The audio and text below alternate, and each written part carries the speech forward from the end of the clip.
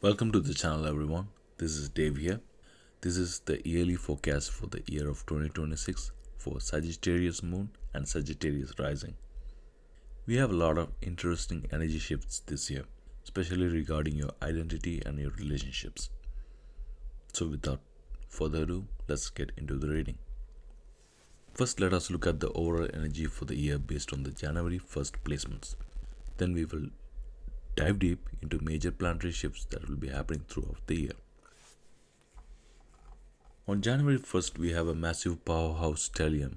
We have your 7th and 10th Lord Mercury, your 6th and 11th Lord Venus, your 9th Lord Sun, and your 5th and 12th Lord Mars all conjunct in your first house. What this means for you is that this year, your whole focus will be on you. You are going to prioritize yourself as the number one priority. This is the year of the self.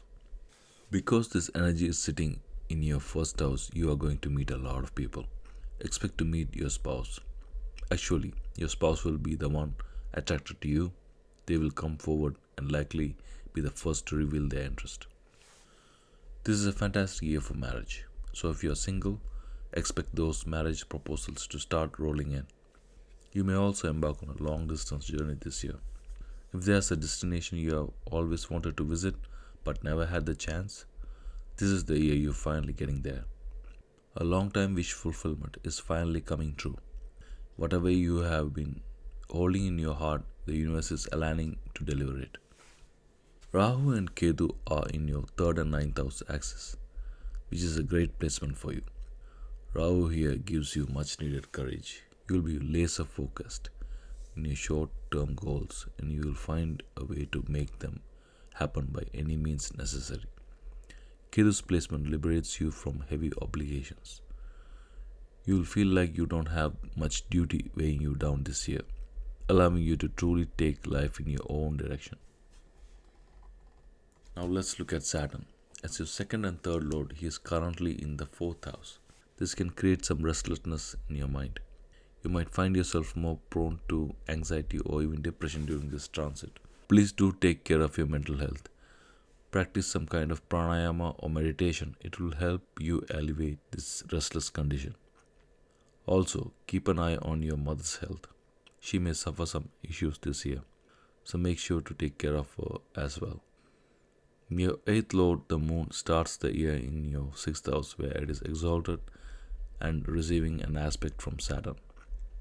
This creates a type of Viparita Raja Yoga. Expect your debts to start dissolving. However, be careful. There is also a possibility that you might take on new debts. Just make sure you can handle what you are signing up for. You might be susceptible to wind and moist related diseases like bloating or congestion. My advice is to refrain from overeating. Avoid heavy meals. Keep it light and eat in appropriate quantities to keep your energy up. Finally, let's talk about Jupiter. He is the lord of your 1st and 4th houses, and he is retrograde in the 7th house. What's really interesting is that he is in a Parivartana Yoga with the 7th Lord Mercury. So, a friend or relative from your past is going to come back into your life, and this time the bond will become much closer. If this person is a romantic interest, expect things to get quite intimate this time around. You'll be meeting a lot of people from your past whom you haven't contacted in a long time. Your calendar will be full of social gatherings and meetups. Moving on to March 13th, we hit a major shift in gears. Jupiter finally turns direct in your 7th house, which is going to send your personal and professional life into fast forward mode. But first, let's look at the powerhouse alignment happening in your 3rd house of Aquarius. We have a massive 4-planet conjunction here. Mars, your 5th and 12th Lord. Retrograde Mercury, your 7th and 10th Lord. The Sun, your 9th Lord. And Rahu. This setup puts a heavy focus on your 3rd house matters. You are going to feel extremely brave and courageous. You won't just sit around wishing for things. You will go above and beyond to actually fulfill those wishes. In the realm of romance, this energy is very active. This is a very conducive time for multiple dating. You might find yourself chatting with several people and going on multiple dates all at once. Because direct Jupiter is aspecting this conjunction, one of those dates could actually materialize into something serious, even marriage. So keep your heart open and your social calendar busy. On the same day, your 6th and 11th Lord Venus joins Saturn in your 4th house. If you have been feeling that mental restlessness or anxiety I mentioned earlier, this conjunction is your relief value. It is going to ease the stress quite a bit and aid you in finally finding some peace of mind. Beyond the mental shift, this is a strong signature for the gain of new vehicles or properties. If you are currently running a favorable dasha, this is the window where you might finally sign the papers for that new car or home you have been wanting. Now let's talk about Jupiter turning direct in your 7th house. Since Jupiter represents you as the first lord and your home as the 4th lord, its direct motion brings fast forward movement to your relationships. Everything is going to pick up speed. If things felt stalled or slow-mo in the early months of the year, they are moving at full throttle now. If you have been dealing with confusion, misunderstandings, or lingering issues in your marriage, expect those to resolve now. You are moving forward with a sense of peace and much needed clarity. Moving into mid-year, we encounter one of the most profound shifts of 2026. On June 2nd, Jupiter enters Cancer, which is your 8th house. On the same day, we have a conjunction of your 6th and 11th Lord Venus and your 7th and 10th Lord Mercury in your 7th house. If you find yourself experiencing some delays in communication or a temporary dip in some romance right now, don't worry. You aren't the only one. This is a collective transit for all Sagittarius natives. These days, you really need to be patient in your relationships. Give your partner some space. Don't try to force conversations or fix things immediately. With time, they will come up again and you will find that romance blossoms even more beautifully than ever before. Now let's talk about Jupiter. He rules your 1st and 4th houses. And now he is sitting exalted in the 8th house, receiving an aspect from Mars. This is an incredibly lucky period for sudden wealth. If you enjoy the occasional gamble or lottery ticket, expect the possibility of some big wins. You could be especially lucky in lotteries where prizes are high value assets like a new home or a car. Winning a property or a vehicle is very much on the cards. Beyond the material gains, the transit is bringing a deep inner purification. You are going to find yourself naturally letting go of old vices and negative habits at a subconscious level. This is the ultimate window for all kinds of detoxification. If you practice yoga or pranayama, expect to see massive breakthroughs in your practice or sadhana during this time. From the 8th, Jupiter is aspecting Saturn in your 4th house. This means your state of mind is going to improve significantly. You will feel a sense of calm and peace that you haven't felt in a long time. The purification happening in your subconscious is literally healing your conscious emotions. On the very day of this transit, the 8th Lord Moon will be in your 1st house, creating a Parivartana Yoga with your 1st Lord Jupiter. This is a high vibration alignment. Expect overall happiness all around you. You are going to feel much lighter and more joyful than you did in the previous months. Just remember, the more you focus on that inner cleanup and purification, the more happiness the universe will pour into your life. Moving into the high summer, the energy shifts from quiet purification to a powerful, almost restless drive. On July 26th, Saturn turns retrograde in your 4th house.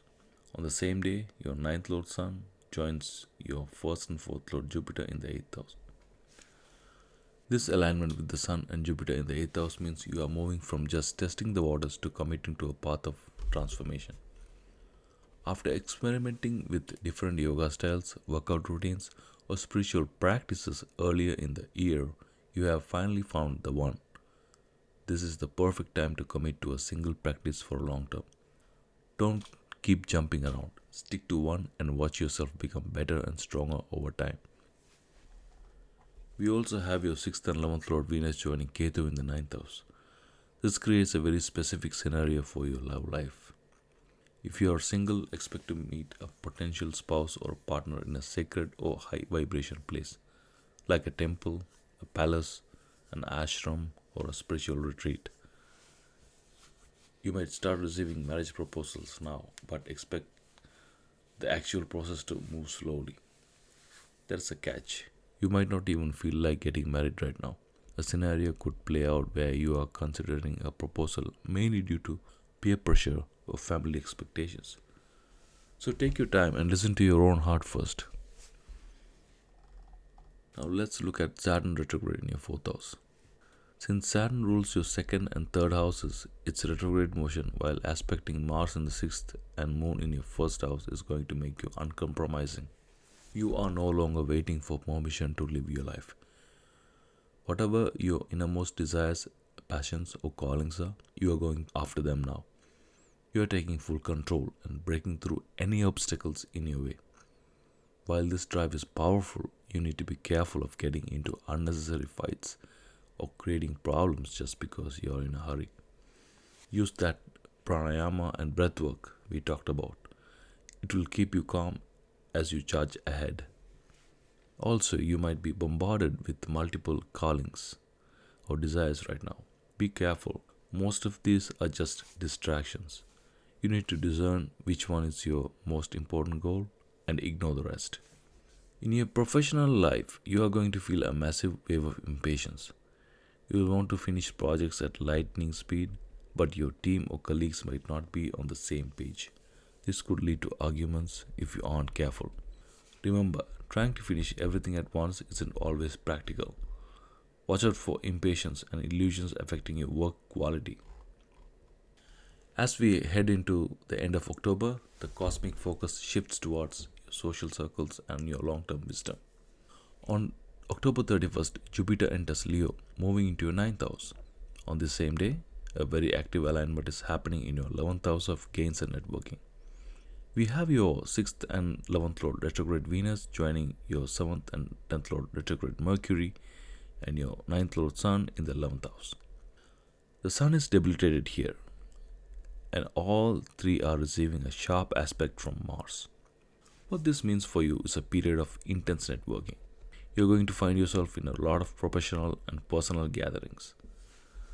Most of these meetups will be practical and professional. Don't expect party time vibes.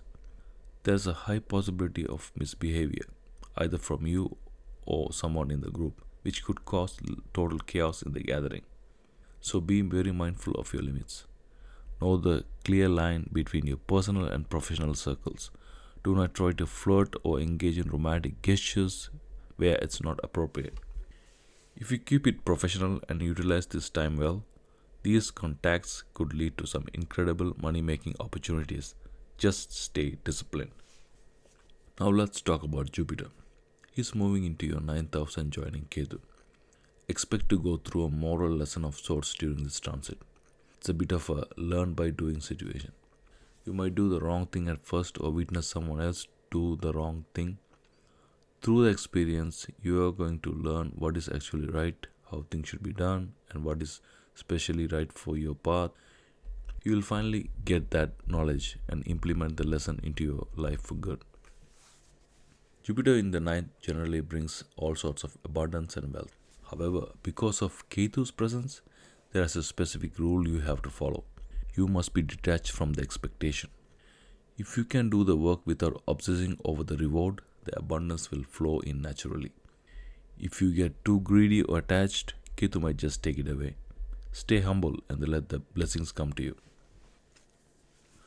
As we move toward the end of the year, we hit a major energetic reset on November 25th. Rahu and Ketu are changing signs, moving into your 2nd and 8th house axis, Capricorn and Cancer. On the same day, we have a powerful conjunction of your 5th and 12th Lord Mars and your 1st and 4th Lord Jupiter in your 9th house of Leo. With Mars and Jupiter in your house of high wisdom, you are going to feel a strong urge to defend your knowledge. If you find yourself in debates or arguments with peers, you are likely to come out on top. You might find incredible relief and happiness by teaching others during this time. Keeping all that you have learned to yourself simply won't feel right. The key to your happiness right now is to share your knowledge.